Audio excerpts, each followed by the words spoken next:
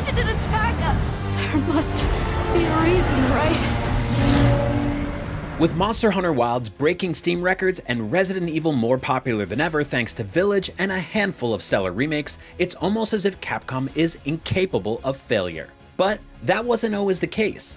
Less than a decade ago, after a string of critical and commercial flops, Capcom was on its knees. It had lost its way and its audience. バイオハザードシリーズ Many of us started feeling that what the fans and players wanted from the series was getting a little bit separate from what we were making. Capcom was suffering from an identity crisis. Resident Evil, which established the survival horror genre, had lost its bite after Resident Evil 4. Another big hitter, Street Fighter, was on the ropes after the poorly received Street Fighter V. It could have easily been the end of Capcom and its much-loved games. But in the darkness, there was light. A change in the way Capcom made its games, supported by a powerful new game engine, gave these much-loved series a new lease of life and kickstarted years of critical and financial success that catapulted Capcom back into the big league. 2016 was a bad year for Capcom. The big Resident Evil game released that year was Umbrella Corp, an online co-op shooter that was pummeled by reviewers and fans alike. Meanwhile, Street Fighter V was met by a collective eyebrow raise from longtime fans who could hardly believe this lackluster fighting game was the sequel to the brilliant Street Fighter IV. And Dead Rising 4, which featured the long-awaited return of beloved photojournalist Frank West, would end up being the series' final new entry. This was the low ebb of a string of forgettable years Capcom had endured since 2010. The mainline Resident Evil games were met with diminishing critical reception despite strong sales, Street Fighter was on the ropes thanks to a poorly received new entry, and Capcom mainstays like Devil May Cry were nowhere to be seen. Meanwhile, the company's most popular and successful franchise at the time, Monster Hunter, was huge in Japan but struggled breaking into international markets. All of this is a far cry from the Capcom we know today, but achieving this success took more than simply learning from past mistakes. Capcom had to rethink its entire strategy, from the types of players it targeted to the technology it used to make such a turnaround possible. はいまあ、2010 So it was a few factors that came together, the change of the engine, and also all teams were given a very clear goal at that point to make games that reach the global market and are fun for everyone. Around the time of Street Fighter V's release, Capcom underwent an internal reorganization to prepare for its new generation of games. These would run on the company's brand new RE engine, which replaced the aging MT framework engine. Additionally, there was a new mandate to help Capcom set itself up for the future. Rather than make games for existing territory-specific fans, it would now make them for a much bigger and broader global audience. Capcom was founded in 1979 as a maker of electronic game machines, or capsule computers. It rose to ascendancy during the 80s and 90s thanks to 2D games like Street Fighter and Mega Man, and then made the all-important jump to 3D with games like Resident Evil. Between 2000 and 2010, Capcom successfully transitioned many of its big golden era franchises into the modern age, a process that gave birth to one of the greatest games of all time, Resident Evil 4. 2005's Resident Evil 4 is considered by many to be a generational high point thanks to its ingenious mix of horror and action, but that mix altered the course of the Resident Evil franchise dramatically. At its core, Resident Evil 4 is a horror game inspired by the likes of Friday the 13th, H.P. Lovecraft, and the works of John Carpenter. But sprinkled between the strands of its horror DNA are tremendously effective moments of Hollywood action cinema. Unfortunately, this ideal balance between horror and action was lost in subsequent games. In 2009's Resident Evil 5, hero Chris Redfield punches a car-sized boulder with his bare fists.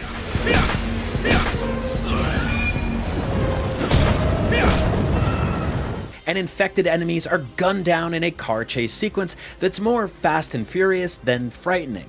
The series was losing its identity, and this was clear to both players and the developers. でそれ以前の Overall, throughout the Resident Evil series, we set up different goals, challenges, and things we want to try with each game. But this time, many of us started feeling that what the fans and players wanted from the series was getting a little bit separate from what we were making. This directional confusion would result in games like 2012's Resident Evil 6, a game that tried to have its cake and eat it too. In order to please both action and horror fans, Resident Evil 6 split the game between 6 playable characters and 3 unique storylines. Each section catered to either horror or action fans, and so never achieved that all-important balance of both genres, which ultimately left nobody truly satisfied. Disgruntled fans shared their disappointment in these new action-packed Resident Evil games online, while the developers continued experimenting with spin-offs that ventured into new territory like online co-op. This downward trend was not exclusive to Capcom's survival horror series, though. Not so long after the release of Resident Evil 4, the company's Street Fighter team was also flying high. Street Fighter 4 was an instant hit thanks to its unique art style and great cast of new and returning characters. It became an immediate hit at fighting game tournaments and in college dorms alike.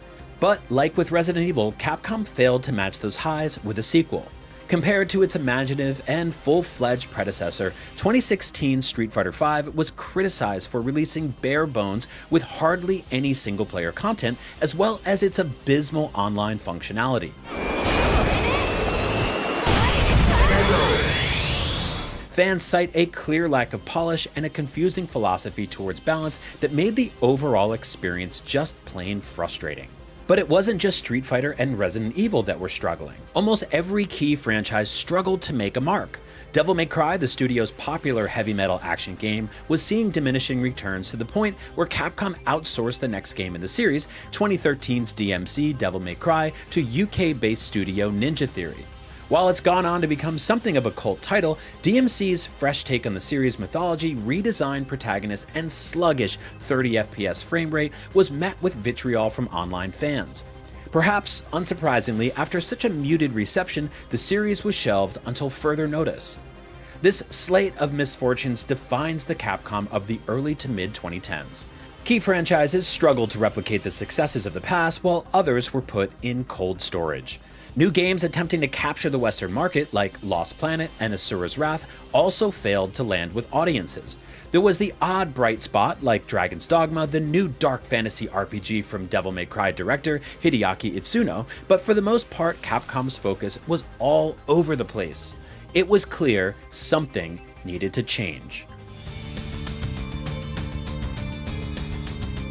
By the mid-2010s, Capcom had begun to enact a number of strategy-shifting changes that would totally transform the company's fate. Such changes had to begin small, and so the first matter of business was putting out the existing fires.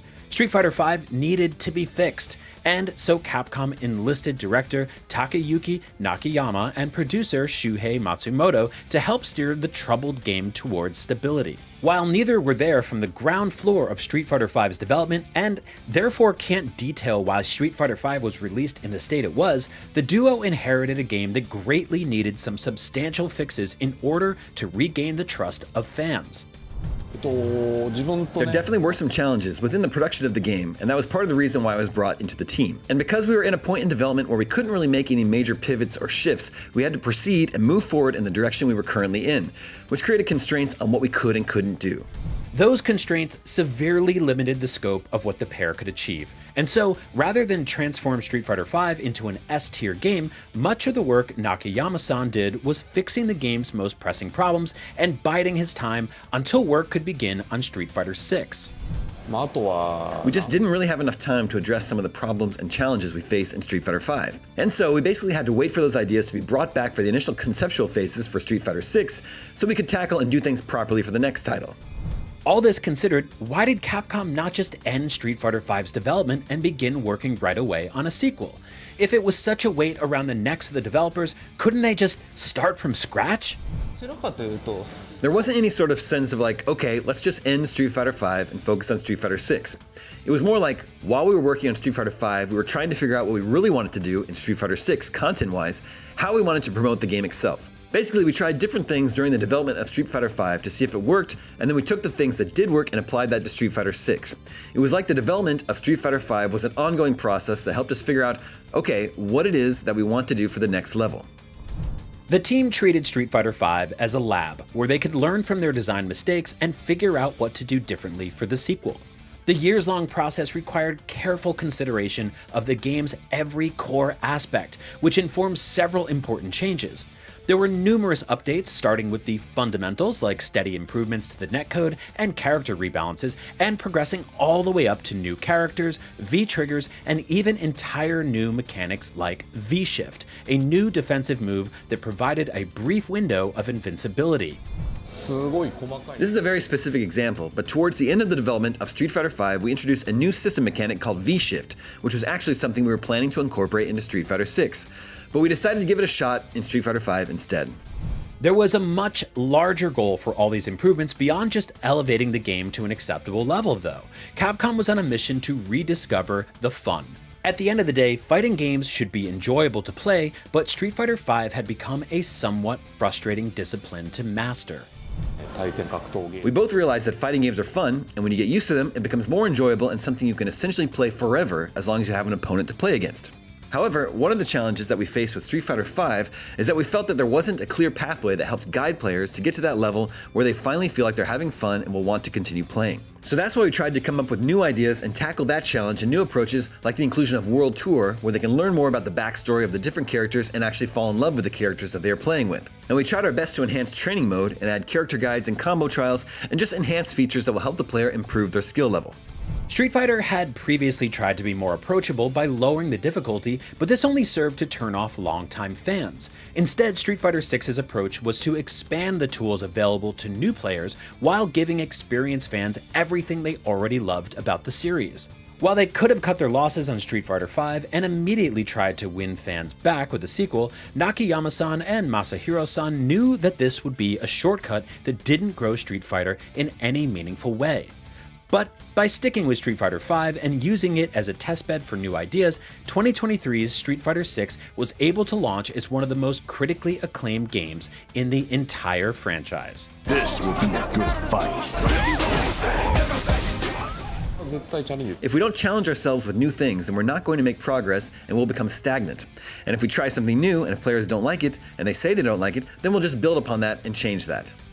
While Matsumoto-san and Nakayama-san were able to take the work put into Street Fighter V Arcade Edition and apply the lessons they learned to Street Fighter VI, it was important that Capcom did not repeat these kinds of situations and be forced into having to overhaul games again.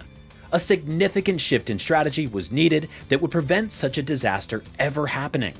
And that's where a couple of vital behind-the-scenes changes came into play.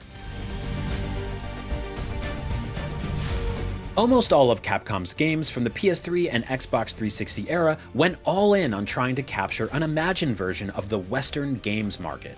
The action-heavy Resident Evil 4 was a big hit, true, but the more gun-focused spin-offs like Umbrella Corps, as well as the sci-fi shooter series Lost Planet, were all clearly chasing late 2000s Western gaming trends to no avail. After several years, Capcom realized it needed to create games that could appeal to everyone, not just fans of traditional Western genres. I think that we had that clear goal of just focusing and not holding anything back towards making good games that would reach people all over the world. The changes in the organization and the engine, all these elements came together around that time. No other series embodies this new company goal better than Monster Hunter. While it had its diehard fans in the West, for decades Monster Hunter was much bigger in Japan than the rest of the world.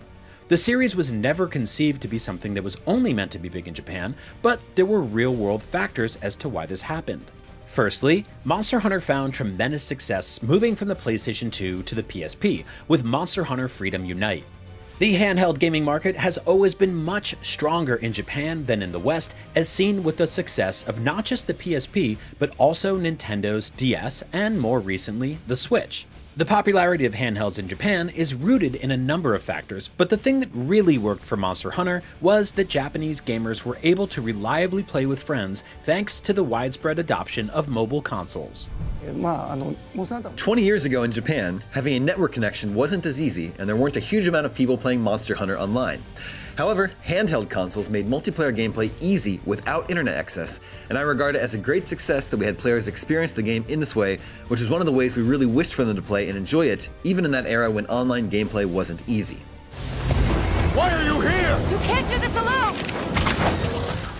Monster Hunter, which is built on a core pillar of cooperative play, recognized that this aspect would be best served when friends could quickly jump into hunts together, and there was no better avenue for that at the time than handheld consoles. Thanks to Japan's mobile games market, it meant Monster Hunter was being developed for a local market first, even if it wasn't intentional. This created a loop of sorts. Monster Hunter games would become bestsellers primarily in Japan, and to keep pace with the audience, Capcom would release Japan-only content and host Japan-only special events, further reinforcing Monster Hunter as a Japan-only brand. But the reality was that Monster Hunter did have fans in the West, and they were enviously looking from the outside in as Japanese players received exclusive tie-ins and quests. But as the Western world improved its internet infrastructure and online play became practically mandatory for most console gamers, Sugimoto-san and the team saw an opportunity to launch their most advanced and most globally accessible Monster Hunter game to date.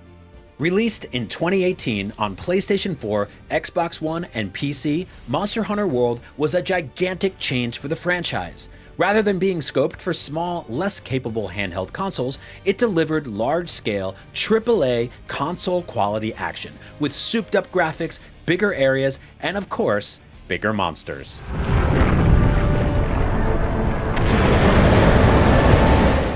So starting with World, our approach to the globalization of the series and Monster Hunter in general not only ties into the themes we had going into designing the game, but also in the name of the game. The fact that we called it Monster Hunter World was a nod to our desire to appeal to this global audience, this worldwide audience that wanted to dig into and experience Monster Hunter World, or even Monster Hunter the series for the first time. And that doesn't just come with renaming our product, but also realigning ourselves to hit those global standards that people come to expect of titles around the world. So, for example, with the Monster Hunter series up until then, we'd really been releasing the titles in Japan first with a delay in the localization and worldwide release. Also, sometimes the content would be different in the Japan release versus the US or the worldwide release. It wasn't just a matter of making sure other regions got Monster Hunter World at the same time as Japan, though it certainly helped. Sugimoto and co. drilled deep to see what other ways Monster Hunter's formula could be tweaked to broaden its appeal with players from all around the world. For World, we conducted focus tests across the world, and some of the feedback and opinions that we got during that process really affected how we designed our game systems and impacted how much success we had globally. One important change that resulted from these playtests was simply showing damage numbers when players hit the monsters.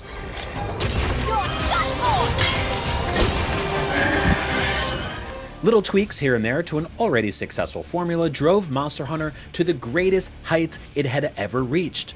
Previous Monster Hunter games had typically sold around 1.3 to 5 million copies.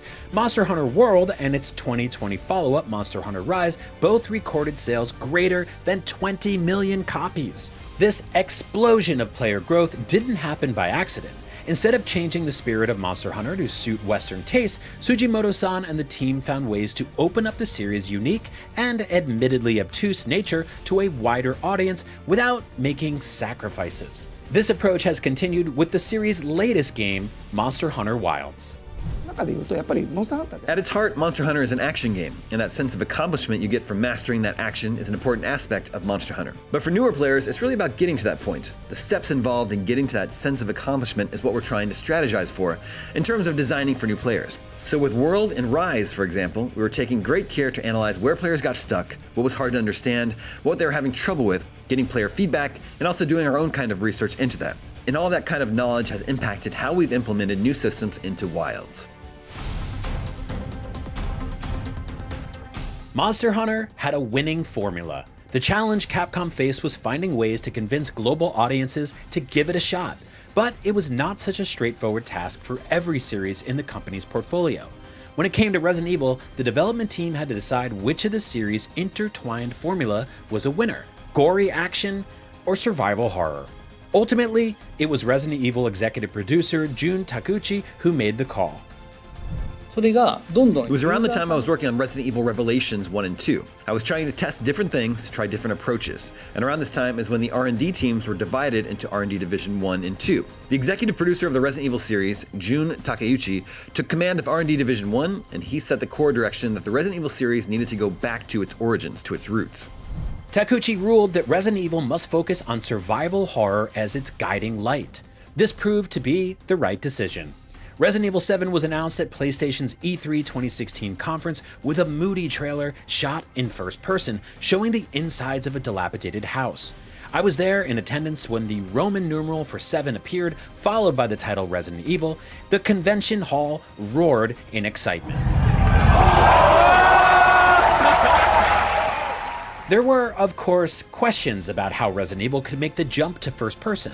By that point, third-person over-the-shoulder gunplay had become synonymous with the series. It turns out, however, that in exchange for moving to a first-person perspective, Resident Evil regained something it had lost. It became scary again. We will never be a family. Then I don't need you anymore. にやっぱ原点回帰 With Resident Evil 7, the executive producer, Jun Takeuchi, made it clear that we cannot underestimate how critical it is for the series, for it to be scary and about survival.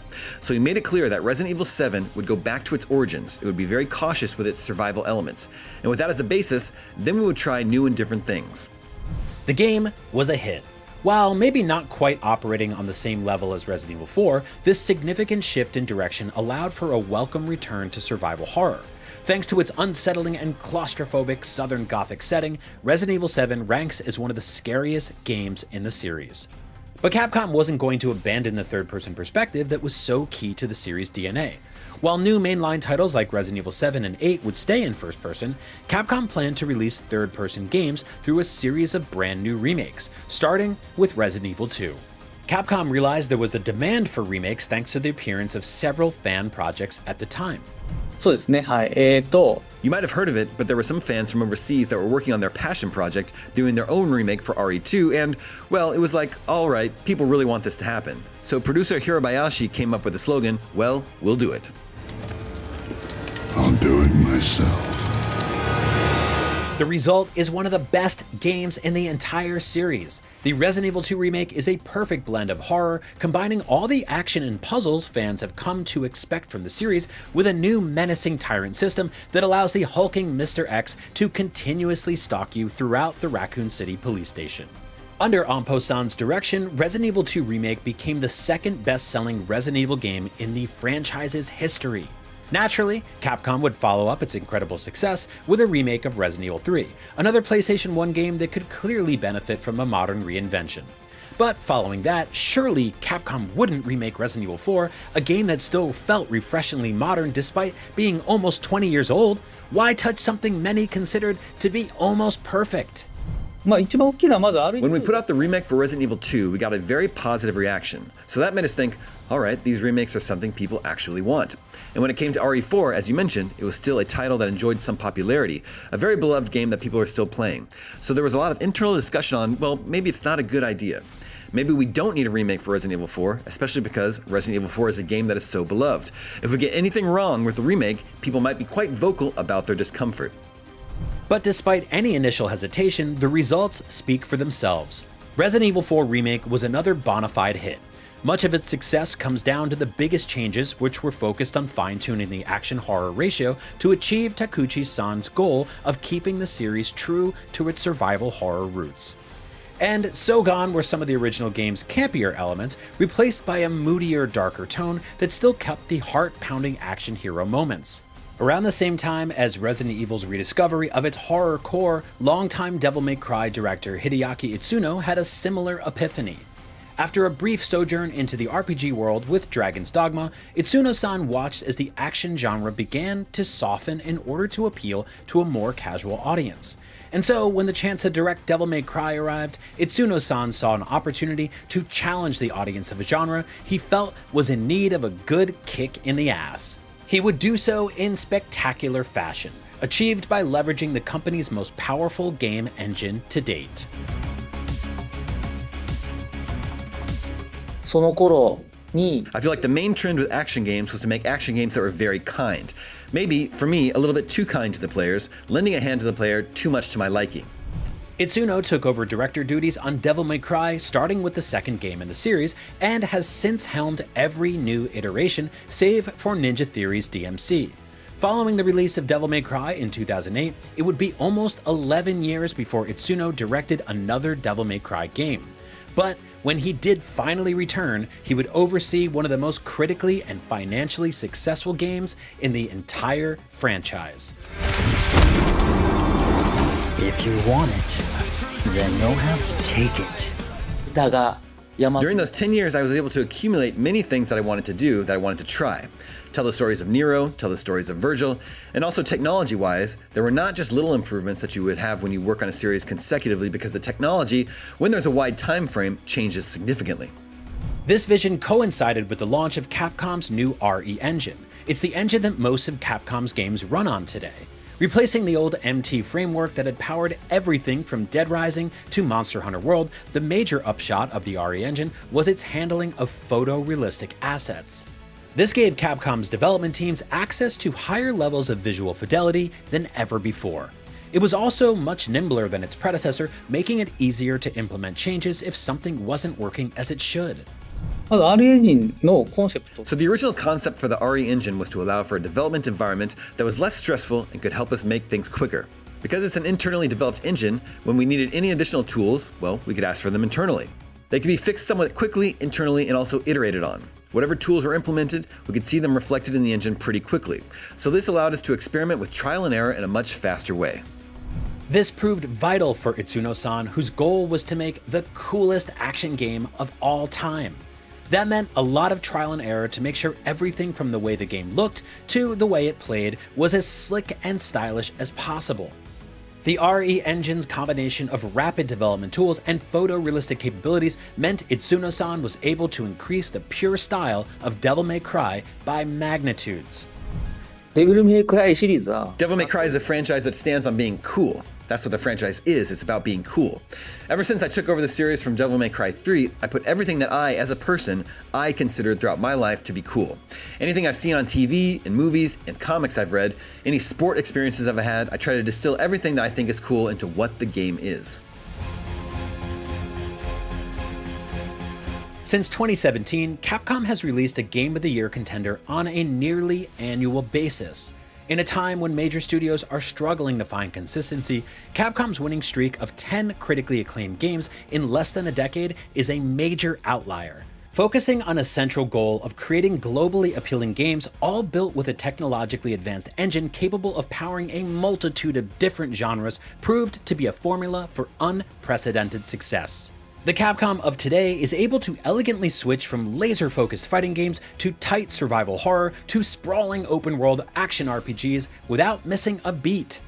But what's more impressive is that Capcom's mission of making global mainstream games did not dilute its games in the slightest. Instead, Capcom appears to have found the ultimate balance of keeping its games true to themselves, whether that's the pure survival horror of Resident Evil, competitive spirit of Street Fighter, or the unique battle systems of Monster Hunter, all while expanding the audience for these games by millions. Many of Capcom's contemporaries are now finding themselves where Capcom was just a decade ago, fruitlessly chasing trends and losing sight of their identities. But for Capcom, the changes it made over the past decade has resulted in a new golden age that shows no sign of slowing down. Capcom may have fallen, but it has risen up better than ever. For all things